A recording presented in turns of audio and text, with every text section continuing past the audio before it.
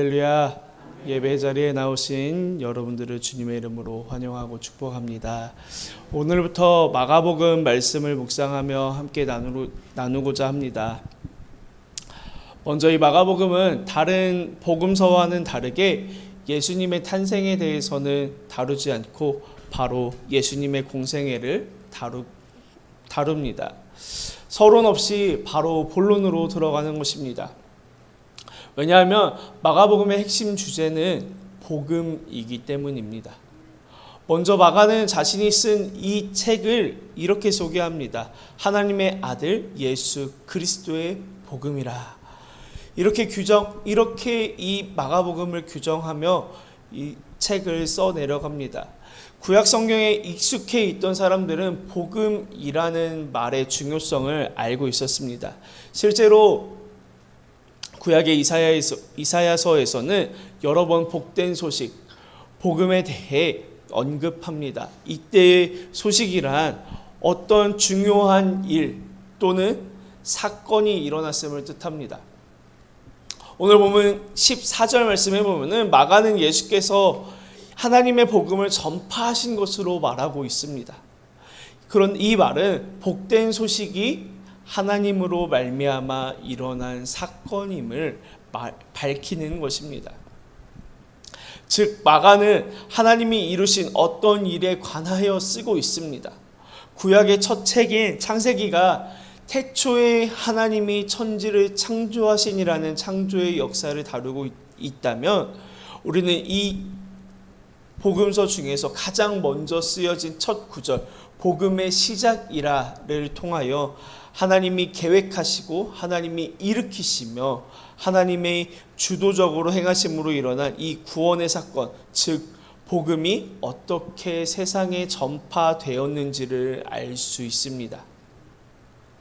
이 복음은 예수께서 시작하시고 가르치신 복음인 동시에 예수님에 대한 복음입니다.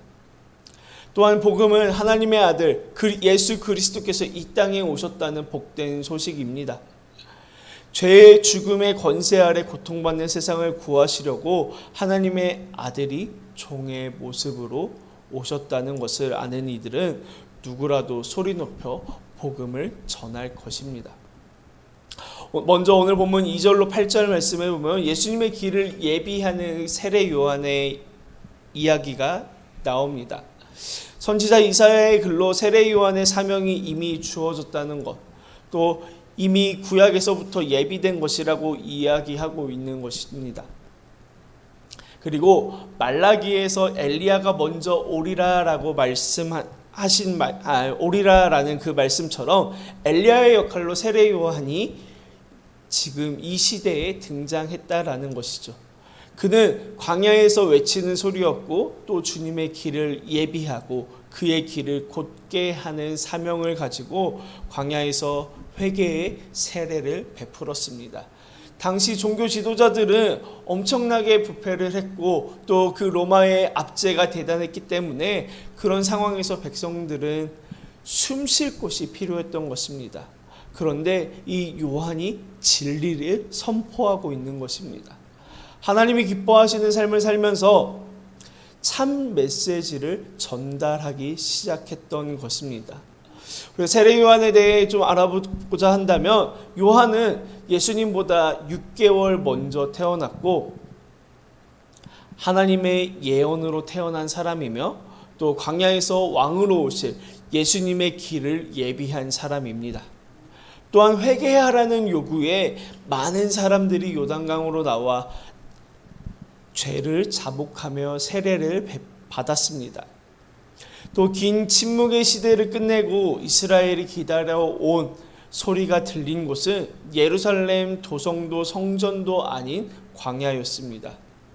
요한은 타락한 시대의 권력이 주는 기득권을 거부하고 가난한 영으로 광야에 살면서 말씀을 전했습니다. 요한의 관심은 자신의 평판이 아니라 오직 하나님이 주신 그 자신의 소명이었습니다. 황량한 광야 같은 사람들의 마음을 하나님을 영접하기에 예수님을 영접하기에 합당한 마음으로 바꾸는 일이었습니다.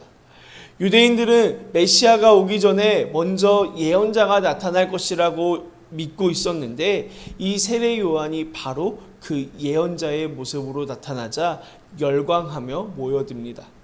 하지만 요한이 전한 소리는 이스라엘의 정치적 해방 선언이 아니라 회개의 요구였습니다.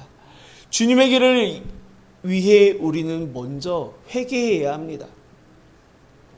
회개는 자기 의를 버리고 하나님 앞에 내세울 만한 선과 의가 전혀 없다는 정직한 절망이고 자백입니다.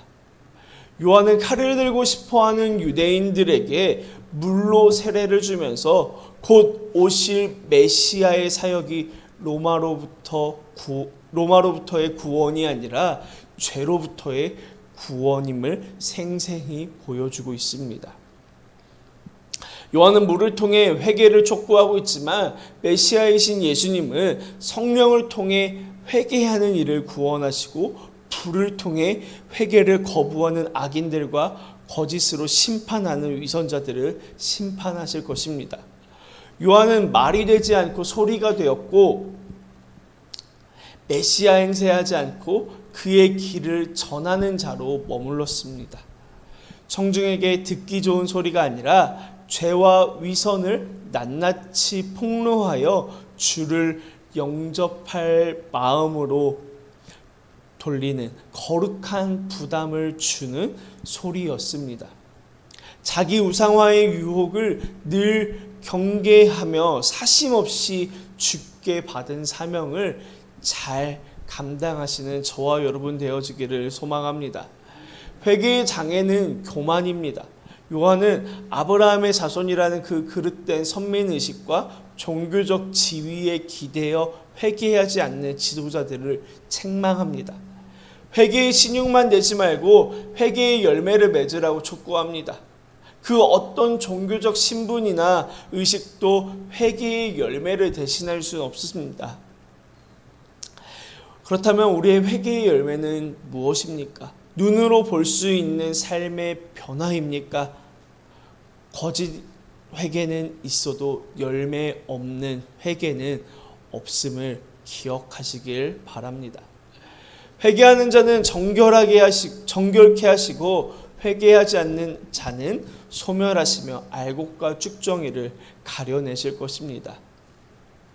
우리는 성령의 시험을 잘 견딘 후에 곳간에 들어갈 알곡입니까? 아니면 성령의 역사를 거부하여 꺼지지 않는 불에 태워질 쭉정이입니까? 구원이 시작되고 심판의 경고도 주어졌으니 더 늦기 전에 거짓을 벗고 참회할 수 있기를 소망합니다. 또한 주님의 길을 예비하기 위해서는 거룩한 삶을 살아야 합니다. 우리의 모습을 뒤돌아볼 때에 거룩한 삶을 살아가고 있습니까?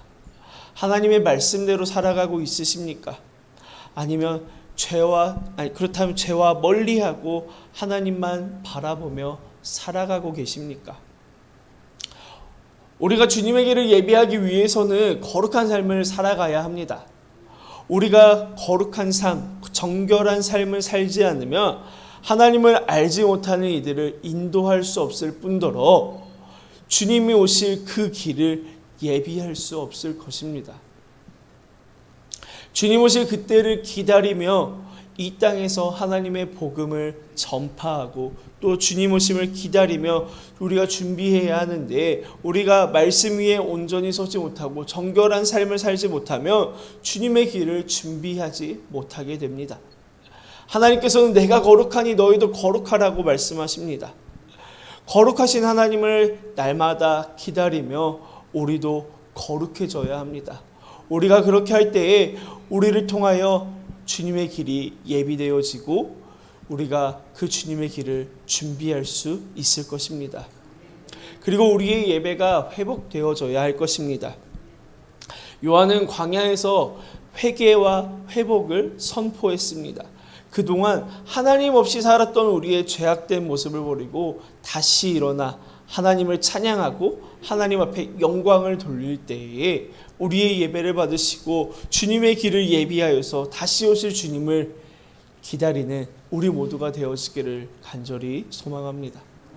하나님은 회개하는 자는 정결케 하시고 회개하지 않는 자는 소멸하시며 알곡과 쭉정이를 가려내실 것입니다. 우리는 성령의 시험을 잘 견딘 후 곳간에 들어갈 알곡입니까? 아니면 역사를 거부하며 꺼지지 않는 불에 태워질 쭉정이입니까? 구원이 시작되고 심판의 경고도 주어졌으니 더 늦기 전에 거짓을 벗고 참회하며 주님 오심을 기다리는 삶이 되기를, 그런 삶을 살아가는 우리 사명교회 모든 성도님들 되어지기를 간절히 소망합니다. 9절로 13절 말씀에는 예수님이 세례를 받으시고 광야에서 시험을 받으시는 모습이 나옵니다. 예수께서 세례를 받으시는 이야기는 세 가지 현상에 집중합니다. 하나는 하늘이 갈라지는 것이고, 그 다음 성령이 임하고 하늘로부터 하나님의 아들 되심에 대한 확증이 주어졌다는 것입니다. 그리고 특히 세례 장면에서 성령이 임했다는 것이 중요한데, 성령은 마지막 때에 당신의 백성에게 임할 것이라고 예견되었기 때문입니다.